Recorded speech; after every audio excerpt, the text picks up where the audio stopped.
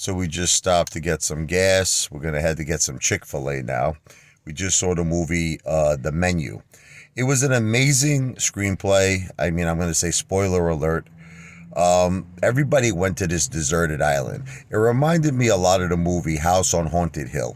It was like everyone was selected for a reason. They kind of had dirty deeds done dirt cheap. AC/DC. They had a little dirty deed, something bad that they did, and they were all selected. But what happened was this one guy who was supposed to bring his girlfriend, the girlfriend broke up with him, and he winded up bringing, I got to watch how I say this in front of my kids. Let's just say a professional woman.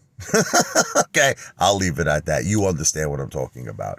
So she wasn't meant to be there, the professional woman. So what it was basically, I don't know how else to say it, so I'm just going to say it. It was like the Last Supper. You understand?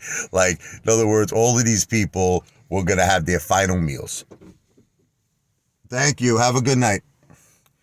And ultimately, it's kind of like he wanted it to be like the chef, like the greatest meal that they ever had. Like he wanted it to be his masterpiece. But the thing is, everybody had to die. That's the thing. Now, what made it very interesting was because these were bad people that kind of did bad things, they weren't even trying to escape. You know what I mean? That's the only thing I didn't understand. If you know you're going to die, like he told all of the people, he says, you're all going to die. Wouldn't you try to escape? Wouldn't you do something, fight back? None of them fought back. It was just this one girl. This one girl who was not meant to be there, who was the professional girl. And she basically said to him, which was so cool, she goes, I don't like your food. Because now this guy was a perfectionist, the chef. He had this whole staff. They looked at him like he was their god. Like he was like the master chef, the greatest chef in the world. So for you to insult him, that was like, forget about it. That was the worst thing you could possibly say to him. And then he says, you don't like my food. Well, what can I make you? She goes, I just want a hamburger. Now, it was a cheeseburger. She actually went into his secret chef room and she saw that at one point, his first job, he was working at kind of like a McDonald's or something. He was flipping burgers. He was an employee of the month. So that hamburger touched his heart.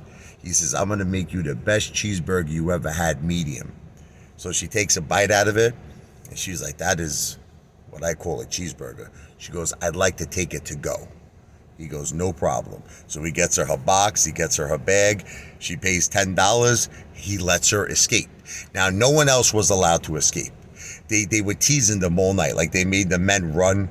It was a deserted island, so they were trying to run to the boats, but then the whole staff would run after them and catch them.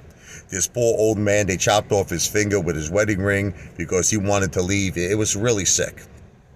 You want to add anything, John? Well, I just wanted to say that it's definitely worth checking out. It was a really, really good movie, very different. It's just that the screenplay. Very unique. Yeah, it was just definitely worth checking out. Like when you're always looking for a new movie and stuff like that, this is something that is worth your time. It's funny. It's a very I don't know how to explain it. It's kind of like half funny and half like suspense. Yes. You got both of them going on at the same time.